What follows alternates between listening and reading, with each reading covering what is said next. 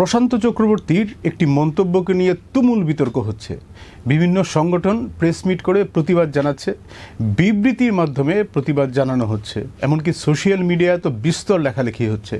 প্রশান্ত চক্রবর্তী আসাম বিশ্ববিদ্যালয়ের সেমিনারে যে সংগঠনের সাধারণ সম্পাদক হিসেবে ওই বক্তব্যটি পেশ করেছিলেন, সেই বাংলা সাহিত্য সভার পক্ষেও স্পষ্টীকরণ দেওয়া হয়েছে। বিশ্ববিদ্যালয়ের সেমিনারে প্রশান্ত সেদিন দীর্ঘ বক্তব্য পেশ করেছিলেন। সেটি শুনেছেন এমন কয়েকজন আমাকে বলেছেন, ভারী চমৎকার ছিল বক্তব্যটি, তথ্য সমৃদ্ধ। অসমীয়া ভাষা, সংস্কৃতি ও শিক্ষার প্রসারের ক্ষেত্রে বাঙালিদের অবদান নিয়ে অন্তত 21টি দৃষ্টান্ত সহ তিনি একটি তথ্য সমৃদ্ধ ভাষণ সেদিন দিয়েছিলেন। ফলে কেউ কেউ ভাবতেই পারেন ওই তথ্য সমৃদ্ধ চমৎকার বক্তব্যের এক দুটো লাইন নিয়ে এত বিতর্কে কি সত্যি কোনো প্রয়োজন ছিল। কারোর এমনটাও মনে হতেই পারে যে বরাকের মানুষ বা সংগঠনগুলোকে একটু ওভার রিয়েক্টই করে ফেলছেন। আবার কেউ কেউ, এই যেমন ধরুন আমি নিজেও আমার নিজের মনে হচ্ছে সেই শব্দবন্ধটি যে দুধের মধ্যে এক ফোঁটা চোনা। আমাদের না, বরং বলা ভালো, আমার ব্যক্তিগতভাবে মনে হয়েছে এই যে তুমুল বিতর্ক, সমালোচনা, ট্রোল, এসবের আপাত দৃষ্টিতে দুটো ট্রিগারিং পয়েন্ট হিসেবে কাজ করেছে। দুটো বিষয়ে ট্রিগারিং পয়েন্ট হিসেবে কাজ করেছে। এক, তারিখটা ছিল 19 মে, ভাষা শহীদ দিবস। দ্বিতীয়ত, আসাম বিশ্ববিদ্যালয়ের জন্মলগ্নের ইতিহাস। দুটোই বরাক উপত্যকার আবেগের অবিচ্ছেদ্য অঙ্গ। তবে এর বাইরেও কি আরও একটি কারণ রয়েছে, তা হলো পারসেপশন, ভাবমূর্তি, বিশ্বাসযোগ্যতা, গ্রহণযোগ্যতা।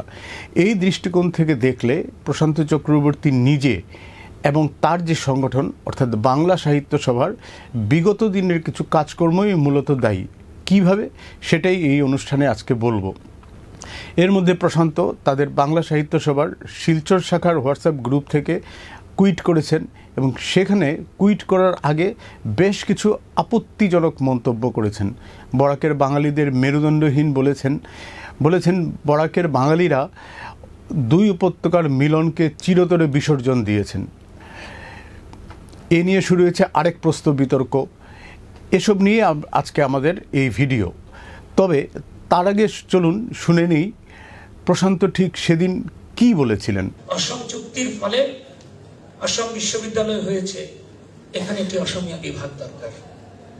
গুয়াহাটি বিশ্ববিদ্যালয়ের বাংলা বিভাগ যদি দুজন অসমীয়া মানুষ, দুজন অসমীয়া পণ্ডিত প্রবর, বিরিঞ্চি কুমার বড়ুয়া, ডক্টর মহেশ্বর নেওগ প্রথম যদি শুরু করে থাকেন, তাহলে অসম বিশ্ববিদ্যালয়ের পবিত্র ভূমিতে একটি অসমীয়া বিভাগ হোক। শুনলেন না? এর সত্য মিথ্যা, পক্ষে বিপক্ষে আমি এখানে কোনো চর্বিতর্জন করব না, কারণ গত এক সপ্তাহে এ নিয়ে প্রচুর লেখালেখি হয়েছে। তার চেয়ে বরং চলুন আমার এই ভিডিওর যে মূল বিষয়টি, অর্থাৎ কেন তোপের মুখে পড়তে হচ্ছে প্রশান্ত চক্রবর্তীকে বা তার সংগঠন বাংলা সাহিত্য সভাকে, সেটি নিয়ে আমরা আলোচনা করি। গুয়াহাটিতে প্রথম অধিবেশন থেকেই বিতর্কের মধ্যে রয়েছে এই সংগঠনটি, এবং এই বিতর্ক কার্যত তারা নিজেরাই ডেকে এনেছেন। কিভাবে? গামোছা বিতর্কের কথা নিশ্চয়ই মনে আছে আপনাদের, নতুন করে আর বলছি না। কিন্তু অসমীয়া সংস্কৃতির প্রতীক গামোছাকে কেটে পুজো পার্বণ বা সাধারণ ঘরোয়া কাজে ব্যবহার করা হয় যে গামছা, সেটিকে বাঙালি সংস্কৃতির প্রতীক বলে জোর করে দাবি করে বকচ্ছপ, হাঁসঝাড়ু জাতীয় একটি অঙ্গবস্ত্র বানিয়ে তুমুল সমালোচনার মুখে পড়েছিল বাংলা সাহিত্য সভা। কোনো প্রয়োজন ছিল কি সেটার? এ নিয়ে ব্রহ্মপুত্র উপত্যকায় তুমুল প্রতিবাদ হয়েছে। ফলে বাংলাভাষীরাই চাপে পড়ে গিয়েছিলেন। প্রশান্ত চক্রবর্তী সে সময় সম্প্রীতির যুক্তি দিয়েছিলেন। এই কথাটো নতুন নহয়। অসমীয়া বাঙালিৰ অনৈকট্যৰ দীৰ্ঘ ইতিহাস আছে, কিন্তু মিলনৰো দীৰ্ঘ ইতিহাস আছে। ডক্টৰ ভূপেন হাজৰিকা আৰু হেমাংগ বিশ্বাসে যেতিয়া একেবাৰে 60ৰ সেই সময়ত যেতিয়া একেবাৰে মানুহৰ মাজত বিভেদ তৈরি হয়েছিল, তেতিয়া তেওঁলোকে মানুহে মানুহৰ বাবে, মানুষের জন্য গাইছিলে হারাধন। আমি জানো ওই সময় সভাপতি ছিলেন অতীন দাস। তিনি এই বকচ্ছপ সম্প্রীতির প্রতিবাদে সরে দাঁড়ান। অতীন দাস সে সময় আমাকে একটি সাক্ষাৎকারে বলেছিলেন, জোড়াতালি দিয়ে কোনো সম্পর্ক হয় না, আর গামছা জোড়া দিয়ে বকচ্ছপ কিছু তৈরি করে যে সম্প্রীতি, এমন উদ্ভট বিষয়ের সঙ্গে আমি নিজেকে কোনোভাবেই জড়িত রাখতে চাই না। এই অনুষ্ঠানে আমন্ত্রিত অতিথি হিসেবে যোগ গিয়েছিলেন অসম সাহিত্য সভার সে সময়কার সভাপতি সূর্য হাজারিকা। তাকেও অযথা বিড়ম্বনার মধ্যে পড়তে হয়েছিল এবং তারও তখন বাংলা সাহিত্য সভার উদ্দেশ্য নিয়ে সন্দেহ জেগেছিল। ঠিক কী বলেছিলেন সূর্য হাজারিকা, শুনুন। প্ৰকৃতাৰ্থত সেইদিনাখন আমাক যেতিয়া নিমন্ত্ৰণ কৰি নিছিলে, মোক মাতিছিলে অসম সাহিত্য সভাৰ ব্যক্তি হিচাপে, আৰু সেই একেধৰণে বড়ো সাহিত্য সভা বা অন্যান্য সামাজিক অনুষ্ঠানৰ ব্যক্তিবৃন্দক তেখেতসকলে নিমন্ত্ৰণ জনাইছিলে উদ্বোধনী অনুষ্ঠানত। আৰু আমি সেইধৰণে যেতিয়া উপস্থিত হ'লোগৈ, আৰু তেতিয়া তেখেতসকলে যেতিয়া আমাক মঞ্চলৈ মাতি লৈ গৈছিল, আৰু মঞ্চত তেখেতসকলে আমাক অভ্যৰ্থনা জনাইছিল গামোচা, যিখন গামোচা আমি দেখা পাইছিলোঁ আমাৰ অসমীয়া গামোচা, আৰু লগতে এটা ছাইডত তেওঁলোকৰ নিজৰ গামোচা, সেই দুখন দিছিল আৰু অন্যান্য গ্ৰন্থ আদি আমাক দিছিল সেইখিনি মুহূৰ্তত। গতিকে সেই মুহূৰ্তত আমি অন্য ধৰণে চিন্তা কৰি চাবলৈ অৱকাশ পোৱা নাছিলোঁ, কাৰণ তেতিয়া মঞ্চত ভালেমান ব্যক্তি আছিল আৰু সেইখিনি সময়ত তেওঁলোকে আমি আমাৰ সভাবিলাকত যেনেধৰণে অভ্যৰ্থনা জনাওঁ ঠিক একেধৰণে তেওঁলোকে অভ্যৰ্থনা জনাইছিল। আৰু কিন্তু পৰৱৰ্তী পৰ্যায়ত এতিয়া যিহেতু এই বিষয়টো চৰ্চালৈ আহিছে, গতিকে ইয়াৰ সংযোগ আৰু বিয়োগ যিবিলাক ঘটনা বা যিবিলাক বিষয় ইয়াত আলোচনা কৰিবলগীয়া বিষয় থাকে, সেই বিষয়লৈ নিশ্চয় আলোচনা হ'ব পাৰে। কিন্তু মই ভাবোঁ এই ক্ষেত্ৰত তেখেতসকলৰ অভিমত, তেখেতসকলৰ ভিতৰত কি কথা আছিলে এইটো ধৰণে কৰিছিল, এই বিষয়বিলাকো আচলতে বিচাৰ বিশ্লেষণ বা সোধ পোছ কৰি চোৱা এটা দৰকাৰ। 2 বছর আগের এই ঘটনাটির উল্লেখ করছি একটাই কারণে, এসব অত্যুৎসাহী বালকখিল্য আচরণের জন্য জন্মলগ্ন থেকেই নিজেদের বিতর্কের আবহে বন্দি করে রেখেছে বাংলা সাহিত্য সভা, এবং আরও বেশি করে প্রশান্ত চক্রবর্তী নিজেই নিজেকে বারবার বিতর্কের মধ্যে টেনে নিয়ে গেছেন। গামোছা বিতর্ক যখন তুঙ্গে, তখন প্রশান্ত দাবি করে বসেন তার পূর্বপুরুষ বাঙালি নন, উড়িয়া। ঠিক কি বলেছিলেন শুনুন। নিজে কিন্তু উড়িয়া মূলৰ, মই কিন্তু চক্ৰৱৰ্তী লিখোঁ, মোৰ দেউতাই এফিডেভিট কৰিহে আচলতে বাঙালী টাইটেলটো লৈছে। আমাৰ হৈছে গিৰি ঠাকুৰ, আমি পুৰীৰ পৰা অহা, আৰু অসমলৈ আমি আহিছিলোঁ অসমৰ যিটো ব্ৰহ্মপুত্ৰ উপত্যকাত। মোৰ ব্যক্তিগত কথা কৈছোঁ, মোৰ পত্নীৰ নাম ৰুণুমী শৰ্মা। আমাৰ আইডেণ্টিটিটো কি? মোৰ ঘৰত মোৰ ল'ৰাই কি ভাষাত কথা কয়, মাৰ লগত অসমীয়াতে কথা পাতে। এতিয়া চাওক, মই নিজে উড়িয়া মূলৰ, মই বাংলা ভাষা পঢ়া শুনা কৰিছোঁ, সৰুকালতে মই অসমীয়াতে ডাঙৰ দীঘল হৈছোঁ। মিলনৰ বিৰুদ্ধে কিছুমানে কিন্তু চিরদিন কিন্তু এই কামটো কৰিব। পূর্বপুরুষ ওড়িয়া হতেই পারেন, পরবর্তী প্রজন্ম বাঙালির সঙ্গে থাকতে থাকতে বাঙালি হয়েই যেতে পারেন, এরকম তো হয়েই থাকে। এরকম অ্যাসিমিলেশন কোনো অস্বাভাবিক প্রক্রিয়াও নয়, কিন্তু চাপের মুখে, বিতর্কের মুখে পড়ে নিজেকে বাঙালি নয় উড়িয়া বলাটা কি খুব বুদ্ধিমানের কাজ হয়েছিল? কেউ তো বলতেই পারে বুঝেছি এখন পিঠ বাঁচানোর জন্য নিজের বাঙালি পরিচয় ঝেড়ে ফেলতে চাইছেন। প্রশান্ত চক্রবর্তীর পূর্বপুরুষ উড়িষ্যা থেকে এসেছিলেন, এমনটাই তিনি দাবি করেছেন, কিন্তু তার পিতামহী কিন্তু সিলেটের ছিলেন না। আমি বলছি না, প্রশান্ত নিজেই বলছেন। 2015 সালের 28 জুন আনন্দবাজার পত্রিকার রবিবাসরীয়তে প্রশান্তের একটি লেখা বেরিয়েছিল, আম কাঁঠালির দিন। দুরন্ত সেই লেখা, নিজের শৈশবের গ্রাম নিয়ে লিখেছেন প্রশান্ত। সেখানেই তার ঠাকুমার কথা রয়েছে।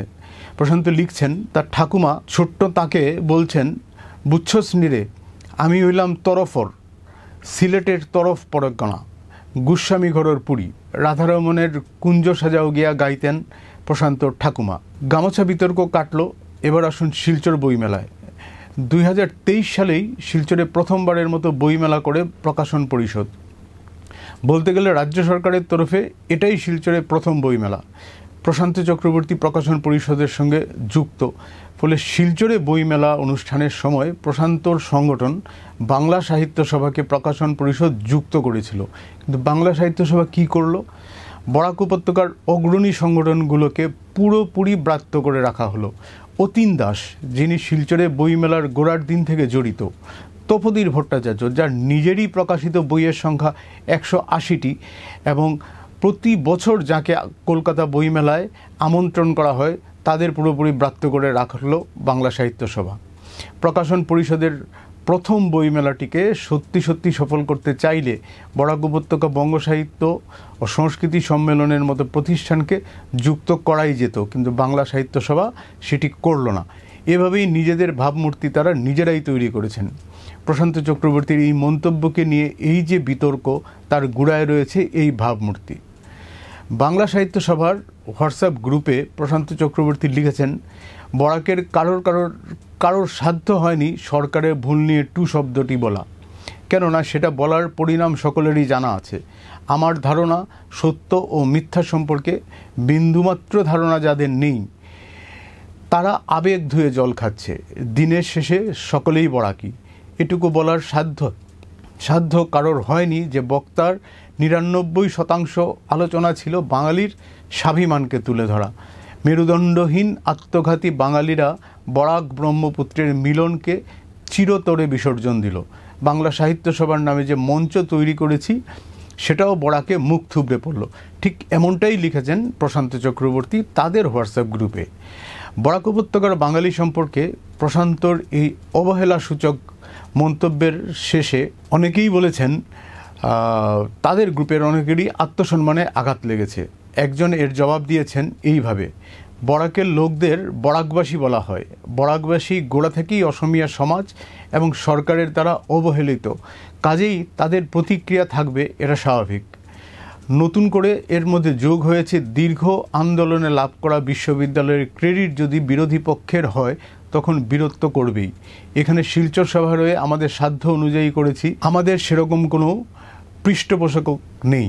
আরও একজন লিখছেন, আত্মঘাতী না হলে নতুন প্রজন্ম সামনে আসে না, তাই তো ভাষার তোড়ে বরাক তীরে এতদিন এত বলিদান। আর মেরুদণ্ডহীন আর শুধু বরাকের বাঙালি না মনে হয় না, সেটা সব জায়গায় বিদ্যমান বলে মনে হয়।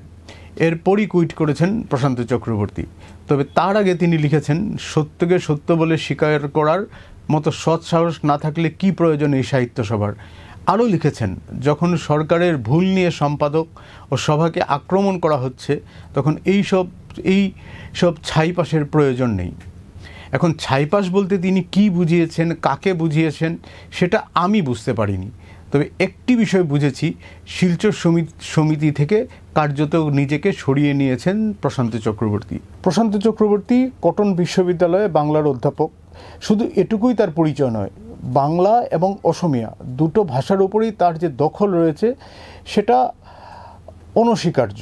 তিনি অত্যন্ত ভালো লেখক এবং অসমিয়া সাহিত্য জগতের বিভিন্ন জনের সঙ্গে তার নিবিড় যোগাযোগ রয়েছে। এই কথাও আমরা কোনো মতেই অস্বীকার করতে পারবো না। এবং এ কথাও আমাদের বলতেই হবে যে তিনি অন্তত ব্রহ্মপুত্র উপত্যকায় দুই সম্প্রদায়ের মধ্যে, দুই ভাষিক জনগোষ্ঠীর মধ্যে একটা যোগসূত্র স্থাপনের চেষ্টা তিনি করে গেছেন। কিন্তু কিছু কিছু ক্ষেত্রে অত্যুৎসাহ এবং কিছুটা হলেও এমন কিছু আচরণ তার সংগঠনটা করেছে যেটা অনেক ক্ষেত্রে হিতে বিপরীত হয়েছে। প্রশান্ত চক্রবর্তীর আরও একটি মন্তব্যকে আপনারা লক্ষ্য করবেন। তিনি বলেছেন, মেরুদণ্ডহীন বাঙালিরা বরাক ব্রহ্মপুত্রের মিলনকে চিরতরে বিসর্জন দিল।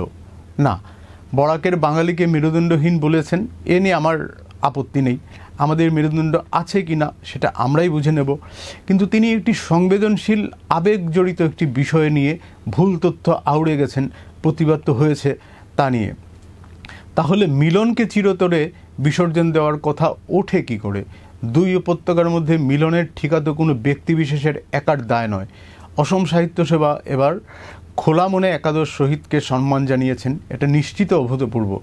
প্রায় 15 বছর আগে আমি রংবং টেরনের একটি সাক্ষাৎকার নিয়েছিলাম। টেরন তখন অসম সাহিত্য সভার সভাপতি। তিনি স্পষ্ট বলেছিলেন, বরাকে মাতৃভাষার জন্য যারা প্রাণ বলিদান দিয়েছেন তাদের প্রতি শ্রদ্ধা রয়েছে, কিন্তু তাদের শহীদের স্বীকৃতি দিতে অপারগ অসম সাহিত্য সভা। রেল স্টেশনের নাম পরিবর্তনের ক্ষেত্রেও ওই একই অবস্থান, অর্থাৎ অপারগতার কথাই বলেছিলেন রংবং টেরন। কিন্তু পরিবর্তিত পরিস্থিতিতে অসম সাহিত্য সভার অবস্থানেও পরিবর্তন ঘটেছে। এটা তো বসন্ত কুমার গোস্বামীর নেতৃত্বে যে প্রতিনিধি দল বরাক সফর করে গেলেন তাদের কথায় বার্তায় বারবার বোঝা গেছে, মাতৃভাষার অধিকার প্ৰতিটো শিশুৰ গণতান্ত্ৰিক অধিকাৰ। এই অধিকাৰৰ পৰা কোনেও কাকো বঞ্চিত কৰিব নোৱাৰে। তাদের কি কোনো নিজস্ব ভাবনা শক্তি নেই যে ভুল তথ্যের প্রতিবাদকে তারা মিলনকে চিরতরে বিসর্জন বলে ধরে নেবেন? বরং আমি বলবো বাংলা সাহিত্য সভা যদি সত্যিকার অর্থে মিলনের বোধন চাইতো তাহলে অসম সাহিত্য সভার সঙ্গে বরাক উপত্যকা সাহিত্য ও সংস্কৃতি সম্মেলন, সম্মিলিত সাংস্কৃতিক মঞ্চ, মাতৃভাষা সুরক্ষা সমিতির মতো সংগঠনের একটি খোলামেলা আলাপচারিতার আয়োজন তারা করে দিতে পারত। প্রশান্ত চক্রবর্তীদের এটা বুঝতে হবে সম্প্রীতি কারোর কুক্ষিগত করে রাখার বিষয় নয়। অসম সাহিত্য সভাকেও বুঝতে হবে সেতুবন্ধনে কাঠবিড়ালি হিসেবে